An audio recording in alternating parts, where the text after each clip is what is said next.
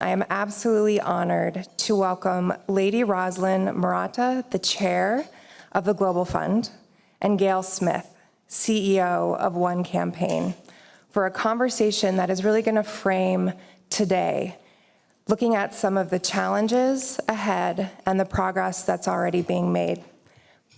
Welcome.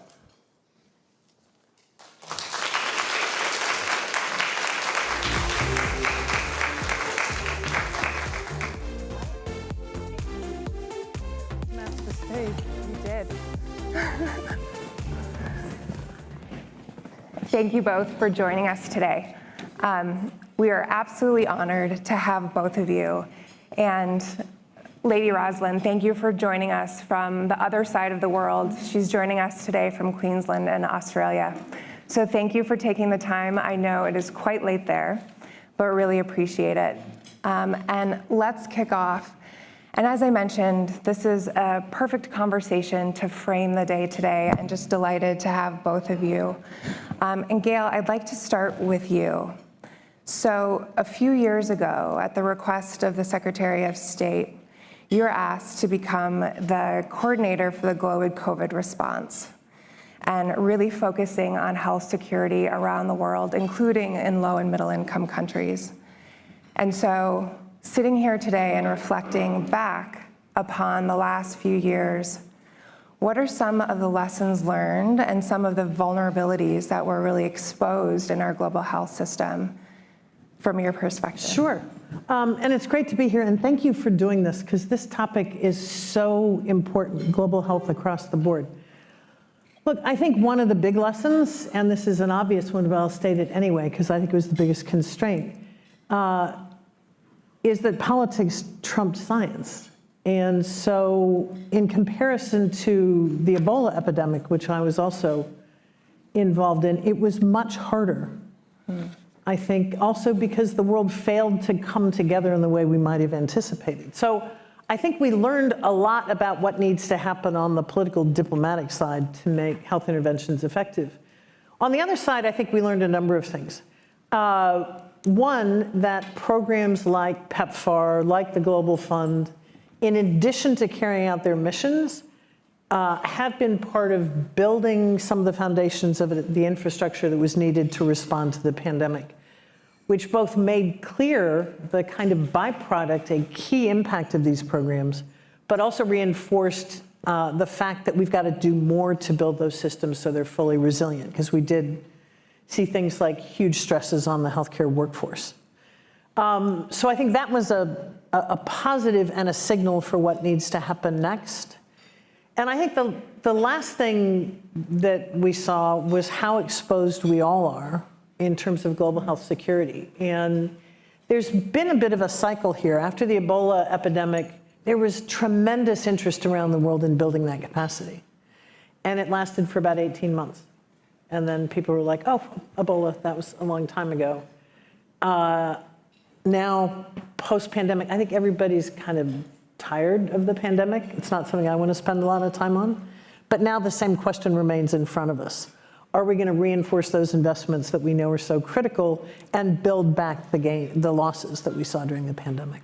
So many important points there about politics and how to overcome that, especially as we think about funding and reauthorization and continuing the funding that's needed. And I really want to come back to this question about investments in just a moment. But first, I'd like to turn to you, Lady Roslyn, and from your perspective, and also from the Global Fund and your work on, Papua New Guinea and other parts of the world, how are you thinking about lessons learned from the pandemic? And as you reflect, what are some of the vulnerabilities that really stood out that are now priorities for investment? Thank you very much, Anne, and thank you for inviting me to join this conversation today. From my perspective as chair of the Global Fund, I think one of the main issues is that partnerships like the Global Fund provide important lessons and play a pivotal role in promoting global health and fighting pandemics. And the history of the Global Fund shows that. We've invested in, over the last 20 years, around $55 billion in over 120 countries. saving 50 million lives and reducing the death rates from the 3 diseases by more than half. So money does work, as Gayle pointed out. But reflecting on the impact of COVID, it's clear that there are huge gaps that need to be addressed. The pandemic exposed the vulnerabilities and inequities in the health system, supply chains, vaccine and commodity distribution systems.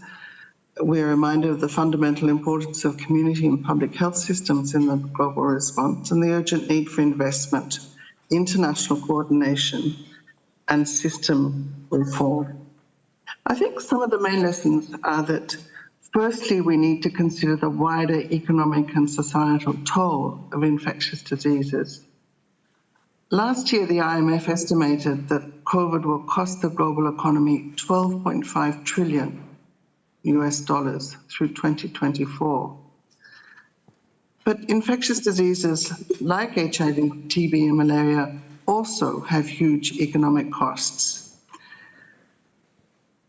Secondly, we have to make the economic, societal, and human threat posed by infectious diseases visible to policymakers and the private sector. This is really important for guarding against complacency. It's also essential for mobilizing the necessary resources for prevention and mitigation. The third thing I would say is that we need to keep in mind that the costs of responding to outbreaks far exceed those of preparedness. And hence, we need to emphasize the imperative of prioritizing health in budget allocations and recognizing the long-term economic benefits of investing in global health. And finally, I think COVID showed us that we do have many of the tools and solutions needed to combat infectious diseases. It's a political choice whether they will be funded and utilized or not. You raised so many important points about the cost of disease, the cost to communities, cost to economies, and our research division, FP Analytics, actually had done some research specifically on returns of health investments to societies, to communities, to economies as well, in collaboration with the Global Fund. And I'd recommend everyone to check that out. I believe those online can access it now. But it is so important to think about what are those returns on investment for public health, especially when the costs are cascading and so much greater, and what more can be done upstream for those kinds of investments that will have direct impact. And so in light of the investments, and as you mentioned, sustainability, long-term commitments, you mentioned PEPFAR. So I'd like to turn back to that as an example of sustained funding and impact. So from your perspective, with the emergency plan for AIDS relief, over $100 billion has been invested over the last 20 years and the 20-year anniversary. So from your perspective, what more needs to be done to finish the job? How has that funding impacted lives and livelihoods, and how can that be sustained? Look, PEPFAR is one of the greatest stories there is to tell on global health. And there are 25 million people today that PEPFAR has played a prominent role in saving the lives of. That's 25 million people. Equally important, if you think about how the COVID-19 virus spread around the world, imagine if HIV had gone unchecked. I mean, if we look back at what was happening when George Bush announced PEPFAR, and the Global Fund was then established, that virus was completely unchecked. And the damage that it would have done to entire societies, to economies, I would wager would have been equal to, and probably far greater than what we saw with COVID. So I think it's a matter of saving lives, but it's also preventing a catastrophic, what would have been a catastrophic pandemic. I think the secret sauce in PEPFAR's endurance has come from a number of places. It's been bipartisan. In fact, I would say it's been nonpartisan. There were Republicans and Democrats who supported it. If you were around then, you might recall that Democrats had some issues with George Bush, not on this. Republicans had some issues with Barack Obama, not on this. And there was a continuation of that bipartisan consensus that this is something terrific that America is doing. And that's been one of the things that has fueled the sustainability of PEPFAR financing. The second thing has been results. The results are extraordinary. They're measurable. This is one of the things in global health that helps any of us who are advocating for an expanded role for the United States around the world or increases in foreign aid. You can measure and capture the data to show the real impact on lives, but also on the trajectory of that virus. The third thing is, if you say you're going to end an epidemic, which is what President Bush said, it's really problematic if somebody decides to stop. You can do that. But the stakes, you're going to stop people receiving antiretrovirals? You can't, I think the costs of inaction are fairly dramatic. So I think it's a great story. What needs to happen to sustain it? You know, we got to be careful about saying, oh, it'll only take X number of years and the epidemic we'll be able to reclassify it and not call it an epidemic. Because many things can happen, but I think we have seen enough progress to know that this is a fight that can be completed and a virus that can be managed and people can live with it. We can't ever withdraw entirely. So I think we got to keep our eyes on that prize, make sure the funding is sustained, because dips in funding, whether it's for PEPFAR or the Global Fund, have a huge impact on the trajectory of the virus, and nurture that nonpartisan consensus. I mean, there's not a lot of agreement in this city between parties, like on anything. But on this one thing, for a lot of reasons, and thank goodness it's happened, people have risen above politics to say this is something we can get done. And it's a spectacular story. You know, I'll just finish by saying, when I left the Obama administration, you know, in those last days, you're like, oh my goodness, there are all these things you wanted to get done, and you're racing around. And one of the thoughts we had was that at some point, PEPFAR, which is the President's Emergency Program for AIDS Relief, it's President 'S, that given the bipartisan support for PEPFAR, there was a brief interregnum in there, I'll let you figure out who that was, but the sustained bipartisan support is, eventually that should be called the President's plural. Because George Bush started it, Barack Obama expanded it, Donald Trump didn't, but Republicans and Democrats on the Hill joined together to make sure the budget was sustained. President Biden's right on it. It's a great story. It is a great story, and a great story of U.S. leadership in that regard as well, and what is possible. Well, exactly. And so, thinking about the Global Fund, and also collaboration internationally. Lady Roslyn, when you're thinking about the need for sustained funding, how are you thinking about that? And you mentioned partnerships. What are some of the conversations that you're having on an international and global level about the need to sustain funding? And what are your priorities in those conversations? Good question. We're having lots of conversations. But first of all, I want to also acknowledge the fantastic contribution of the US government, both through PEPFAR, but also as the largest donor through the Global Fund. You'll recall that last year, President Biden hosted our seventh replenishment, where we raised a record $15.7 billion, and the US itself pledging $6 billion for the 3-year cycle. So a fantastic commitment both to PEPFAR and to the Global Fund from the US. But at a global level, I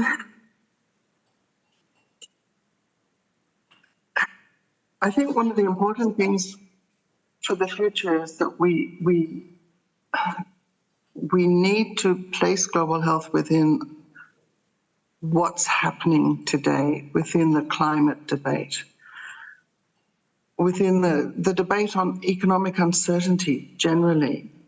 We need to navigate competing funding priorities, at the same time advocating for sustained investment in health. And these are the sort of conversations we're having with many organizations And the Global Fund, we remain absolutely focused on HIV, TB, and malaria, but we need to look at the relationships of those diseases to the other issues of the day, particularly to climate change and conflict.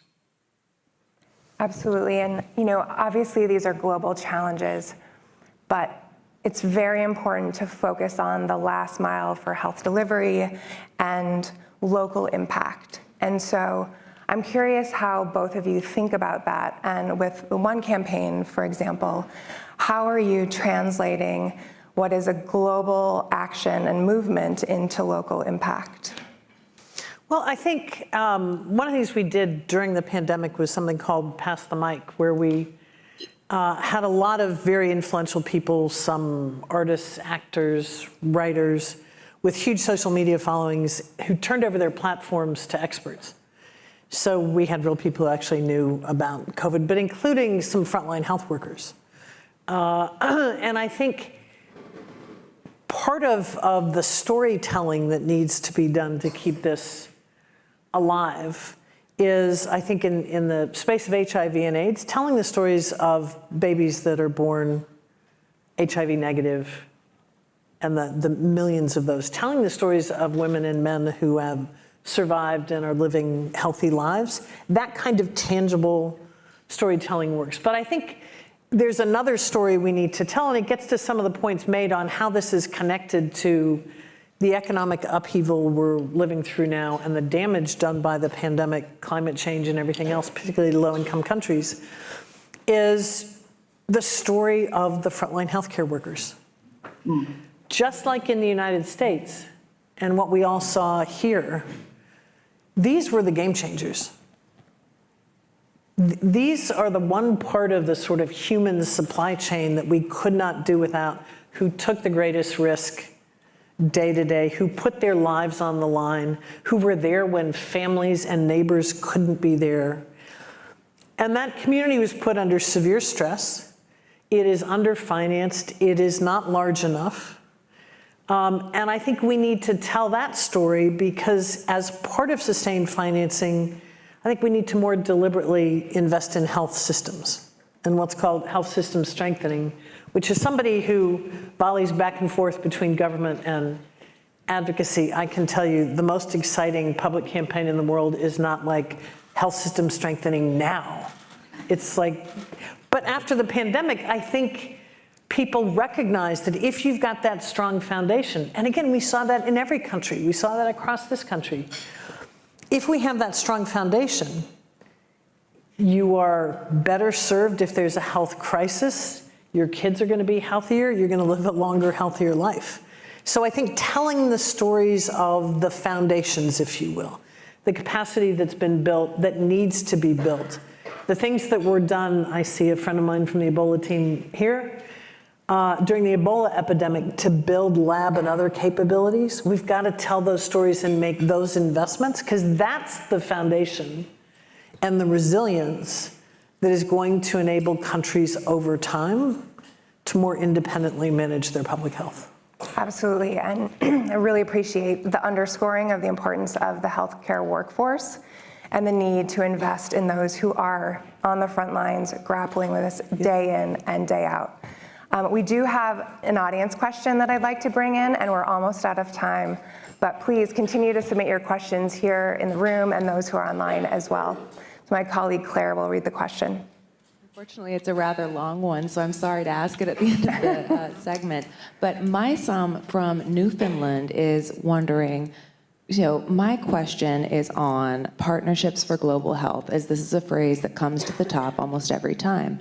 I want to ask the speakers, how? Bring 5 people into a room, and that's a challenge, let alone people from more than 200 countries. What are your thoughts on some of the best mechanisms for partnership and the best practice models? Great. I'd love to turn that over to you, Lady Roslyn. You mentioned partnerships at the outset.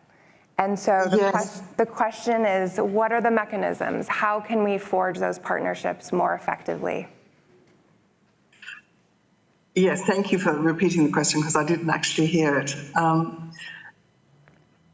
One of the things about COVID is that for the first, I think it really did help global health agencies to work together better. They were forced to. And that set a foundation that I believe is continuing. Agencies are now much clearer of the need to work together. The Global Fund has always been a partnership. It's a partnership of governments, of civil society, of private sector, of donors, of people living with disease. And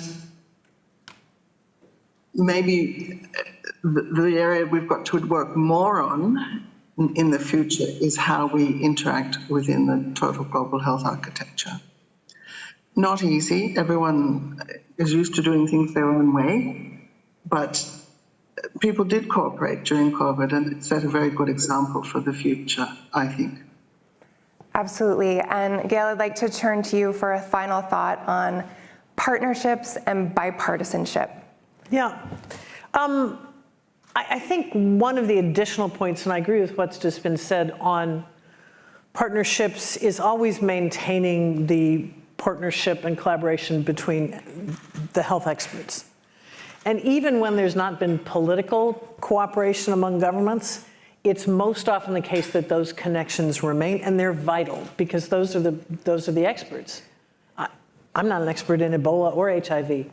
Fortunately, I had some colleagues who are and were. So that's a partnership that is, quite frankly, a little bit more intact than the political partnership that we should have. I think on bipartisanship and building partnerships, a couple things to think about. One is that sometimes when you get into a room with somebody you disagree with, or somebody who comes from an entirely different line of work or background, and you can agree on something, even now, something starts to happen.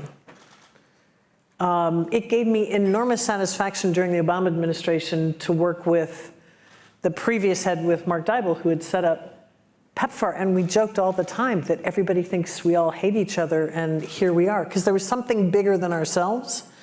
So I think remembering there's something bigger than ourselves, and all it takes to make a difference is to find one thing you can agree with somebody on. And if you're a nonprofit and you can agree with a company that this is your role, that is their role, and together you can move the ball forward, take that partnership and build it. If you are not a religious person and you're partnering with a person of faith, whatever drives each of you to be in that room is sufficient. You're in the same room and you can do it. So I think, particularly in highly politicized times, you just got to put some of that away. There's plenty of time and space for that. And focus on what it is we're trying to do, which is make the world better for everybody. Absolutely. And underscoring the connections between science and policy and industry and impact are so important. And we have so many people in the room today who are experts, policymakers, practitioners, advocates, and others. And so your point is so well taken, and appreciate both of you framing the conversations for us today, and also for the ongoing work that you're doing. Really appreciate you being here. Gayle Smith, CEO of One Campaign, Lady Roslyn Morauta, all the way from Australia. Thank you for joining us, and thank you again